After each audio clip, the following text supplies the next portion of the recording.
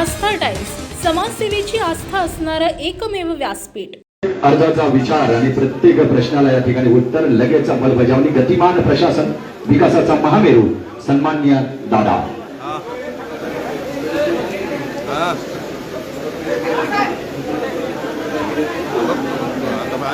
सर्वांनी आणि बसून स्थानापन्न हो।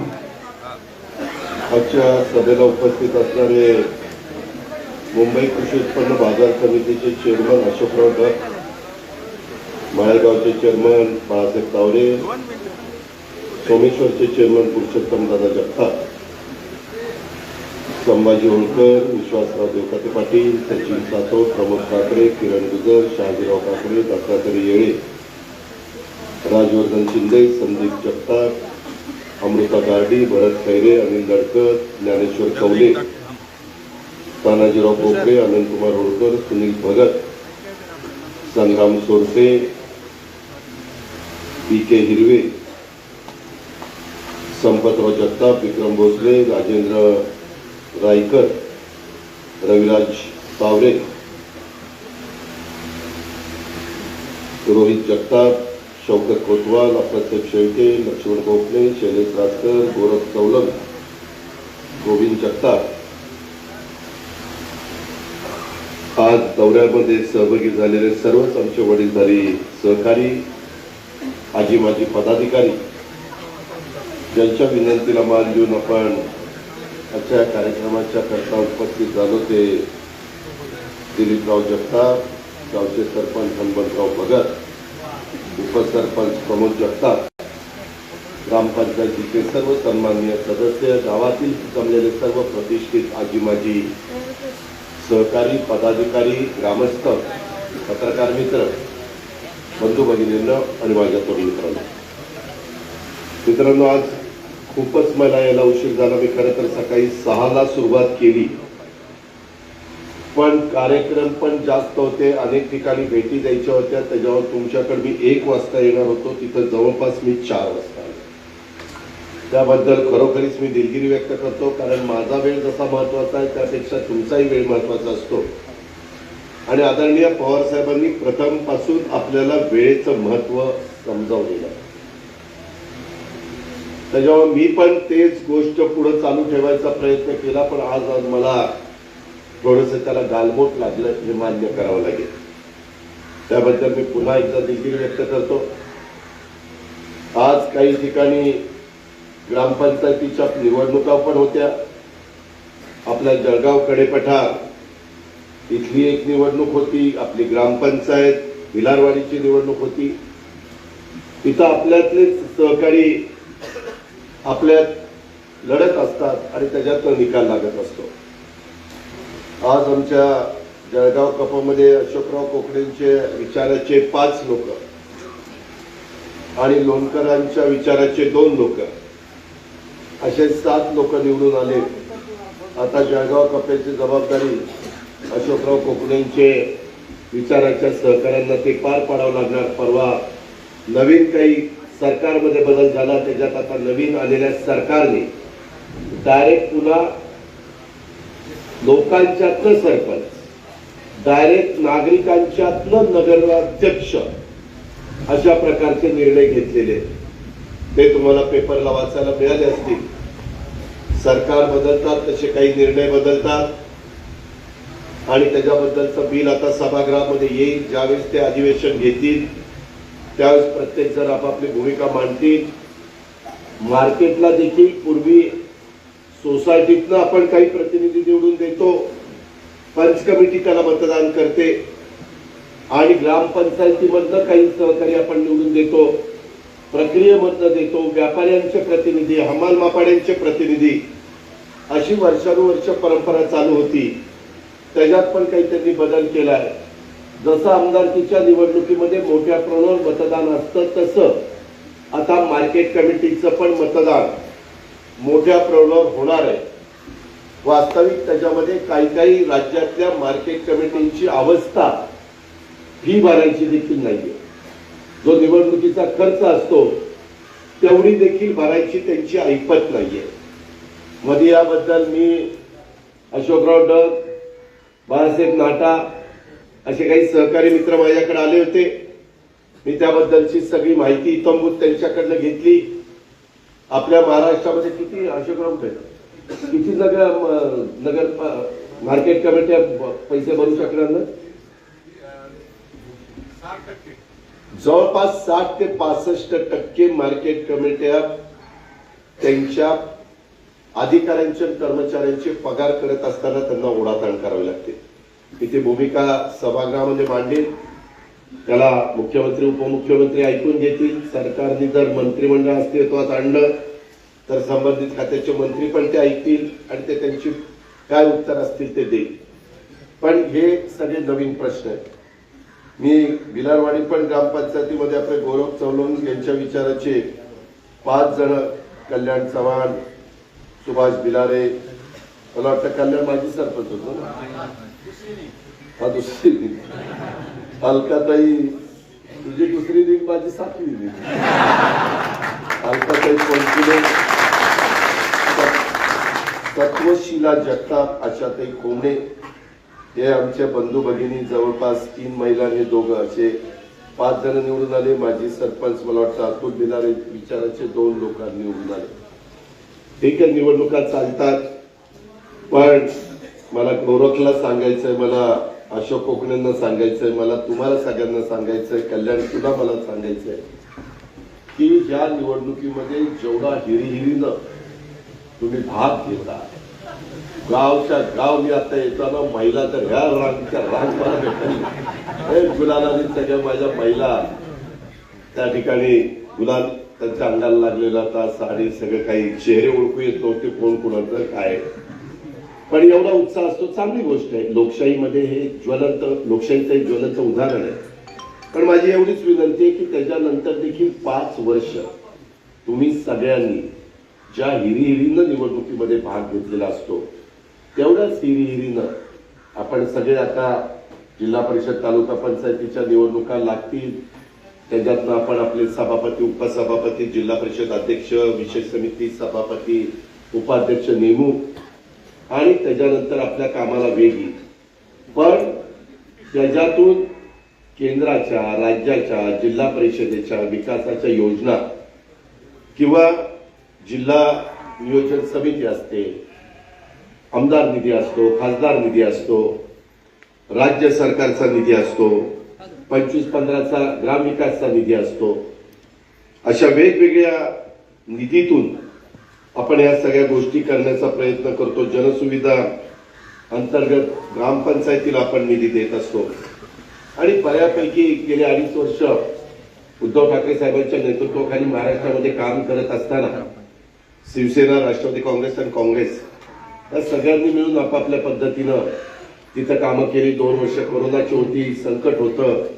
पहिल्यांदा माणसांना कसं जगवता येईल, माणसांना त्याच्यातनं बाहेर कसं काढता येईल, लसीकरण कसं करता येईल, बूस्टर डोस कसा देता येईल, चांगल्या प्रकारे व्यवस्थितपणे त्यांना मार्गदर्शन कसं करता येईल, अशा प्रकारचा प्रयत्न आपल्याला सगळ्यांना करावा लागला. आणि त्याच्यातनं 2 वर्ष ज्या प्रकारे कामाला निधी मिळायला पाहिजे होता त्याला मर्यादा आल्या आणि यंदा कुठं आपण आता निधी द्यायला सुरुवात केली होती. मागेही आपण दिला, परंतु तुलनात्मक कमी होता.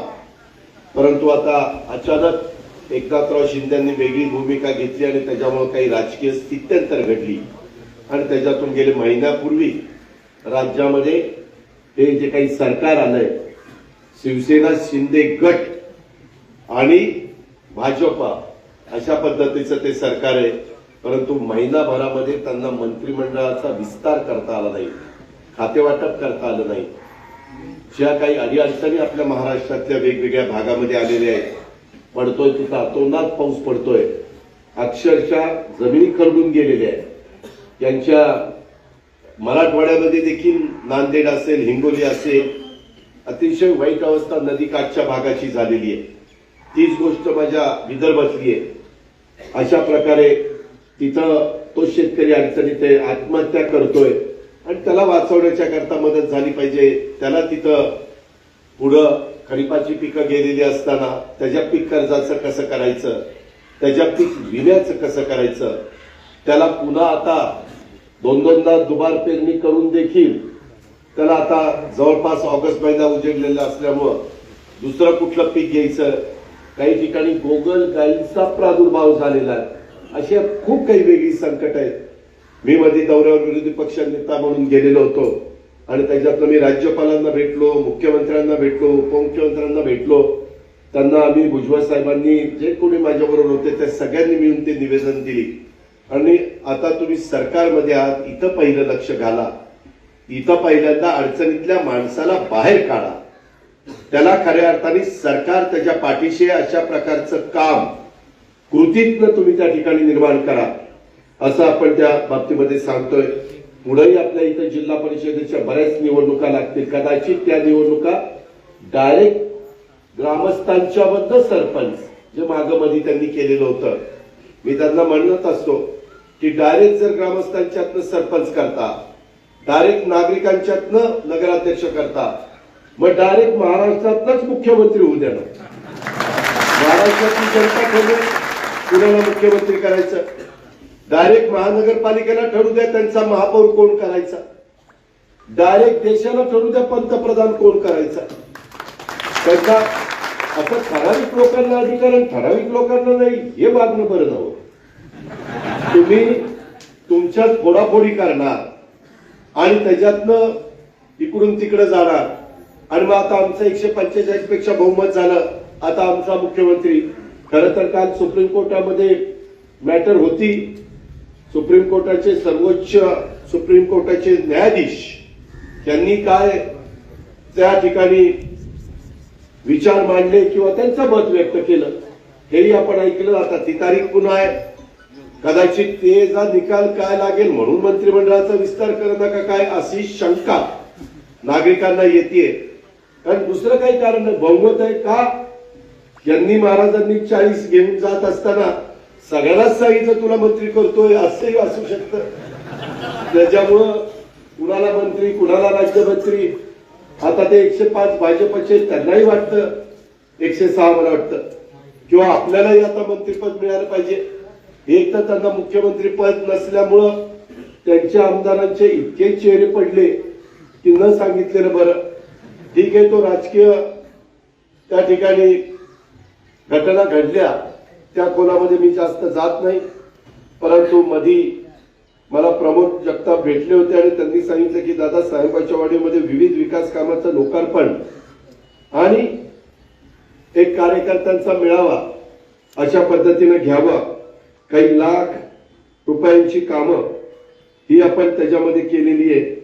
त्यामध्ये आपल्या गावाच्या करता पिण्याच्या पाण्याच्या संदर्भामध्ये राष्ट्रीय पेयजल कार्यक्रमामधनं देखील जवळपास 1,16,00,000 रुपयाचं काम, 1,22,45,000 असं एक काम त्या ठिकाणी झालेलं आहे आणि त्याच्यातून 2 लाख लिटर क्षमतेची RCC बैठी टाकी आपण केलेली आहे आणि त्यालाही त्याची प्रशासकीय मान्यता 15 लाख रुपये दिलेली आहे.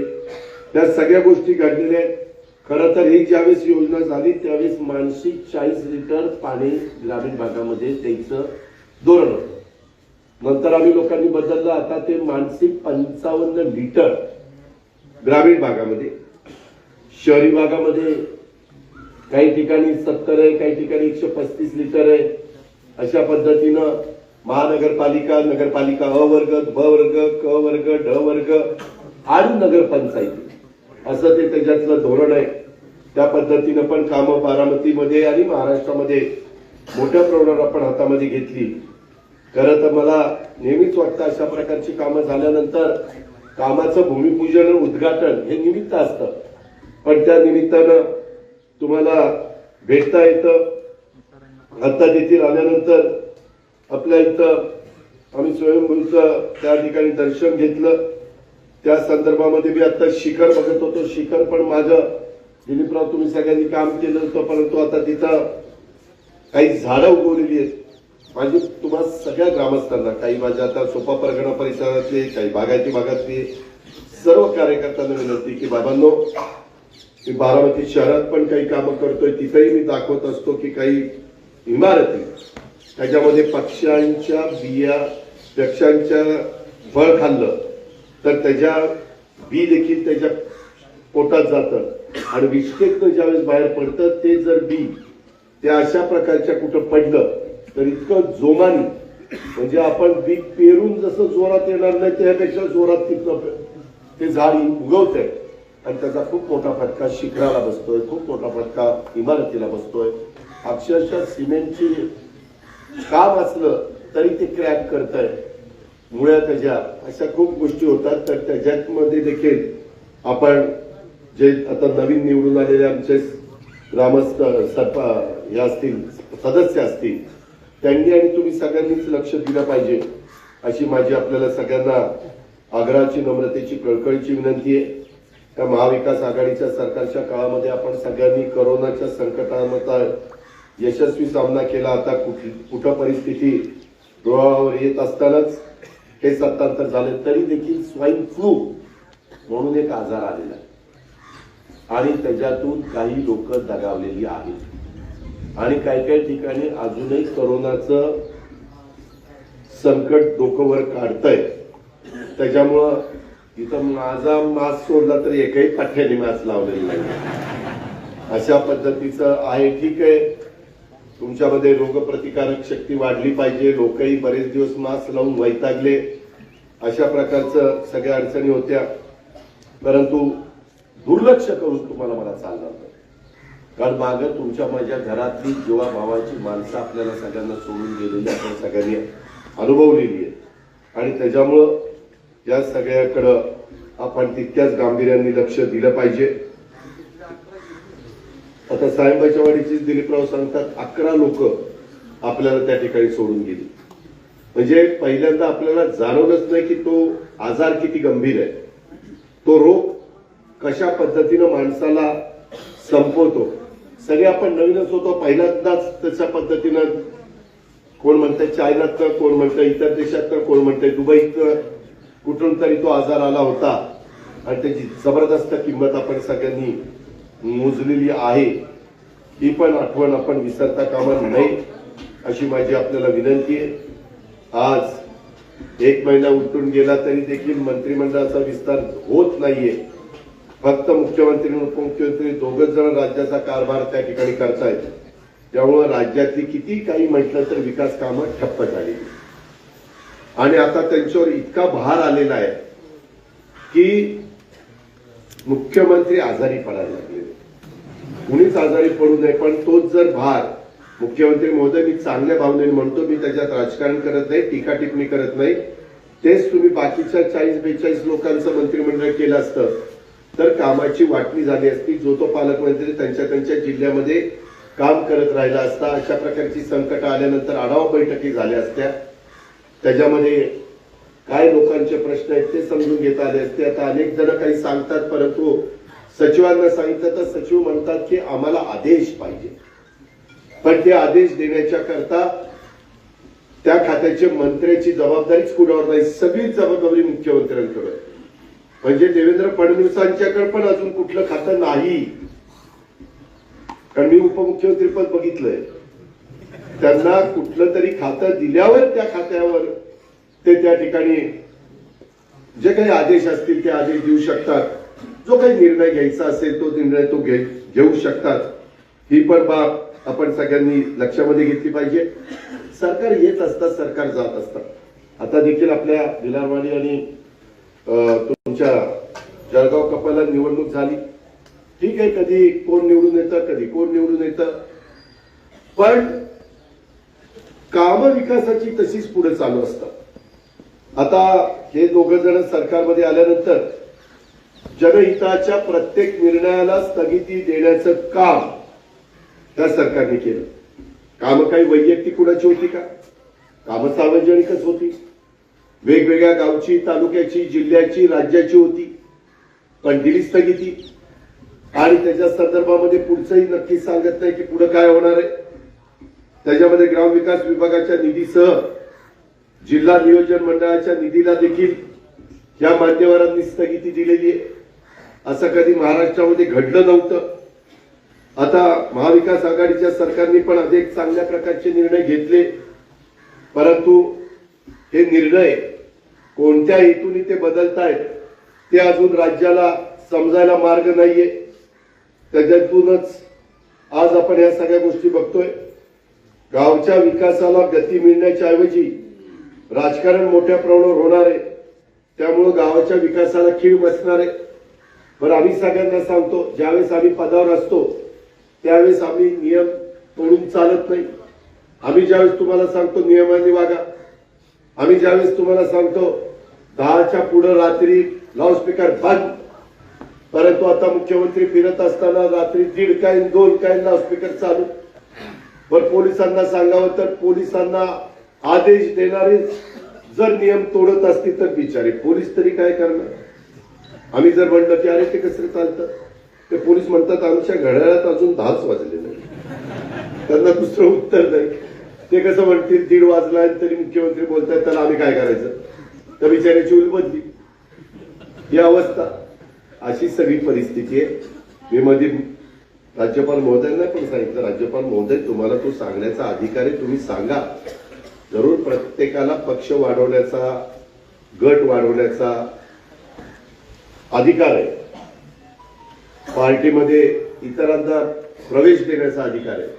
पण त्या अधिकाराचं तंतोतंत जे संविधानाने सांगितलेलं, कायद्याने सांगितलेलं, नियमाने सांगितलेलं त्याचं पालन ते केलं गेलं पाहिजे. मग ती किती मोठी व्यक्ती असू किंवा तो शेवटचा त्या गावचा माणूस असो, हे पण आपण सगळ्यांनी लक्षामध्ये घेतलं पाहिजे. एकंदरीतच त्या सगळ्या परिसरामध्ये जी काही कामं चाललेली आहेत, अनेक भागामध्ये अनेक प्रकारची कामं चाललेली आहेत. अनेक सरपंच लोक, अनेक गावातले प्रमुख लोक आमच्या उद्घाटनाला, आमच्या भूमिपूजनाला वेळ द्या, आता इथनं पण पुढं त्याच्यामध्ये मोरगावला जायचंय, तिथून सुप्याला जायचंय, काराटीला जायचंय, सुप्याला जायचंय. हे सगळे गरजत आहे. रोज संध्याकाळी पाऊस येतोय. मधल्या काळामध्ये आपल्याला त्याची फार मोठी किंमत त्या ठिकाणी मोजावी लागली. आता एकंदरीतच पावसाची परिस्थिती बरी असल्यामुळे नाझऱ्यामध्ये पण काल मला वाटतं 28% 30% पाणी आलेलं आहे. अजूनही आपल्यामधलं सप्टेंबरचा पाऊस, ऑगस्ट मधला पाऊस आणि इव्हन हवामान खाते यंदा ऑक्टोबरलाही पाऊस आहे म्हणून सांगते. ते जर झालं तर धरणं भरतील, पण वावरी पाऊस झाला पाहिजे. विशेषतः आपल्या भागात नाही, जिथं कॅचमेंट एरिया धरणाचा आहे, वरसगाव, पानशेत, खडकवासला, टेंगर, चासकमान, तिकडं भीमा आस्केट, भावा आस्केट किंवा इकडं नीरादेवर, गुंजवणी, भाटगर आणि वीर, या सगळ्या धरणामध्ये आता बघता बघता मी काल परवा नगरच्या भागामध्ये होतो तर तिथं उजनी 80%च्या पुढे गेली. कधी कधी इतक्या ऑगस्टच्या पहिल्या आठवड्यामध्ये उजनी धरण 80%च्या पुढे गेलेलं पाहण्यात नाही. पण ठीक आहे, चांगली गोष्ट आहे. लोकांना देखील त्याच्यातनं एक समाधान मिळतं. ते पण चांगले आपल्या काळ्यांची सेवा करू शकतात. याही गोष्टी आपण सगळ्यांनी लक्षामध्ये घेतल्या पाहिजे. सध्या राज्यामध्ये आपल्याला एक अस्थिरतेचं वातावरण पाहायला मिळतंय.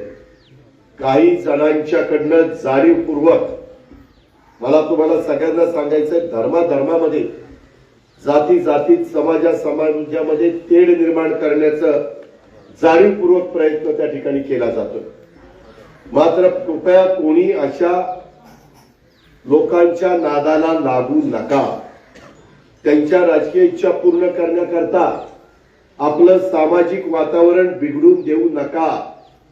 उद्याच्या 15 तारखेला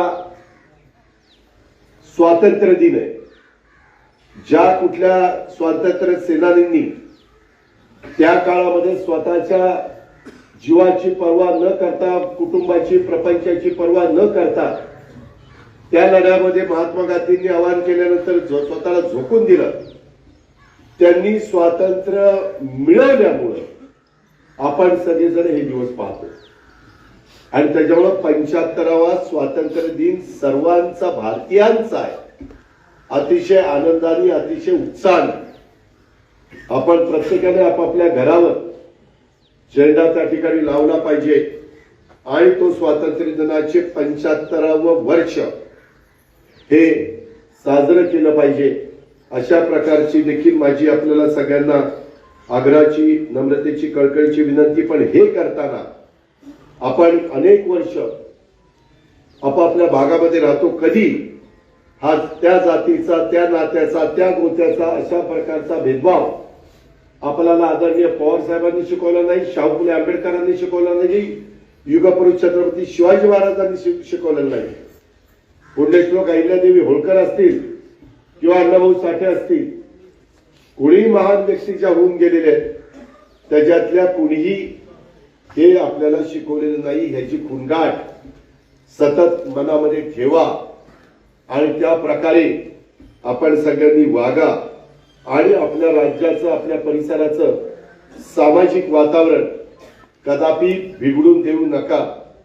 आजही तुमच्या माझ्या राज्यातली मोठ्या प्रमाणात जनता ग्रामीण भागामध्ये राहते, त्यामुळे शहरी भागाच्या विकासाच्या बरोबर तुमच्या माझ्या ग्रामीण भागाचा पण विकास झाला पाहिजे आणि खेडी असो किंवा शहर दोन्हीचा समतोल विकास साधण्यावर आम्ही 2.5 वर्ष सरकारमध्ये असताना भर दिला. कारण अर्थ मंत्रालय माझ्याकडेच होतं, तरी देखील काही जण दादांनी आम्हाला पैसे दिले नाही, फलानं केलं नाही, अमके केलं नाही, रडीचा डाव काहीतरी करतात, खेळतात. वास्तविक मी तसा तुझे भाव कधी केला नाही. तुम्ही जिल्ह्यातल्या आमदारांना विचारा, राज्यातल्या आमदारांना विचारा, आज पण माझ्याकडे कुणी कुठल्याही पक्षाचं, आपल्या बारामती तालुक्यामध्ये विचारा, आपल्या बारामती तालुक्यामध्ये काही आपल्या विचाराचे ग्रामपंचायती नसल्या तरी त्याही ग्रामपंचायतीला आपण निधी दिला. कारण तिथल्या गावकऱ्यांनी साहेबांना साथ दिली, मला साथ दिली, सुप्रियाला साथ दिली, किंवा आम्ही जिल्हा परिषद, तालुका पंचायत किंवा साखर कारखाने, दूध संघ, खरेदी विक्री संघ, market committee, Baramati bank, PDCC bank, ज्या काही संस्था असतील त्याच्यामध्ये आम्ही सांगितल्यानंतर किंवा काल खरेदी विक्री संघाची जवळपास निवडणूक बिनविरोध झाली. अशा पद्धतीनं आपण वागतो, अशा पद्धतीने काम करतो. त्याच्यामुळं निवडणुकीपर्यंत मी तुम्हालाही त्या बाबतीमध्ये सांगू इच्छितो, कल्याण चव्हाण, निवडणुकीपुरतं पॅनल विनंती घ्या. आता तुम्ही गावचे सगळे निवडून आलेले आहात, आता गावच्याकडे पहा, गावाकडे पहा आणि जे काही तुमचे प्रश्न असतील ते मला सांगा. चौलंगा आमच्या गोरखला सांगा. तीच गोष्ट जळगावच्या बाबतीमध्ये अशोकराव आणि बाकीच्या सगळ्यांनी लक्षामध्ये घ्यावी अशी माझी आपल्याला सगळ्यांना विनंती आहे, सूचना आहे.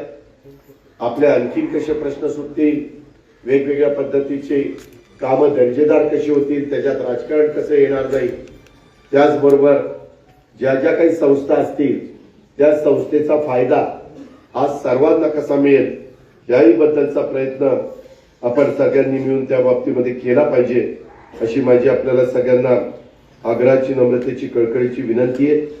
आज वेगवेगळ्या पद्धतीनं कामं करत असताना अजूनही बरेचसे रस्ते आणि इतर गोष्टी आपण मंजूर केल्या. शिक्षणाला आपण महत्व देतो. कृषी मूल शिक्षण संस्थेनं गेल्या काही दिवसामध्ये कशा प्रकारे बदल झालाय. खरं तर आज आपल्यामध्ये अरविंदराव चांदगुडे हयात नाहीये, अरविंदराव वाबळे, चुकून मी चांदगुडे म्हणलं, दुरुस्त केल्याबद्दल धन्यवाद. अरविंदराव वाबळे, पण तेही नंतर माझ्यावरच गैरविश्वास दाखवायला लागले, कुणाला आणलं, रस्त्यात काय आंदोलन केली वगैरे. पण मला एकच म्हणायचं होतं की बाबांनो, तुम्ही काळजी करू नका. कुणी इथं बसणारा किंवा इथं नसणारा काळाच्या नियतीचा बोलवणं आल्यानंतर काही घेऊन जात नाही. शेवटी कृषी शिक्षण संस्थाही तिथंच राहणार आहे. सोप्याला पण आपण जे काही विद्या प्रतिष्ठानचं काम सुरू केलेलं आहे तेही तिथंच चांगल्या पद्धतीनं राहणार आहे. तिथंही आपल्याला बरीच कामं करायची आणि इतरही भागामध्ये अनेक प्रकारची कामं ही आपल्या वेगवेगळ्या शिक्षण संस्थांची चालू आहेत. त्याची पण नोंद आपण सगळ्यांनी या निमित्तानं घ्यावी. गावच्या विकासामध्ये गावच्या कारभाऱ्यांचं अत्यंत महत्वाचं योगदान त्या ठिकाणी असताना या गाव कारभाऱ्यांना सुद्धा गावकऱ्यांनी साथ दिली पाहिजे. गाव कारभाऱ्यांनी देखील सर्वांना विचारात घेऊन त्या ठिकाणी काम केलं पाहिजे, तरच तुमचा सोबत सगळा गाव उभा राहील. उद्याच्याला उद्घाटन वगैरे असली तरी सगळ्यांची नावं टाकली पाहिजे. काय होते एका दुसऱ्याच्या नावाने पंचायत समितीचं सदस्य, जिल्हा परिषदेचं सदस्य, काही बिघडत नाही.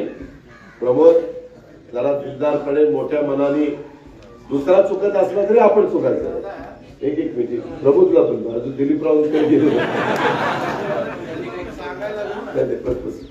त्याच्यामध्ये तिथं अजून सकाळपासून भूक लागली जेवताना जेवण सांग काय करू त्याच्या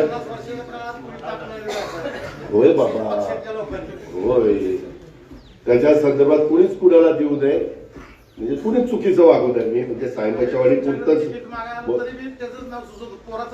सायंबाच्या वाडी होय दिलीपराव याही बघा राव काय काय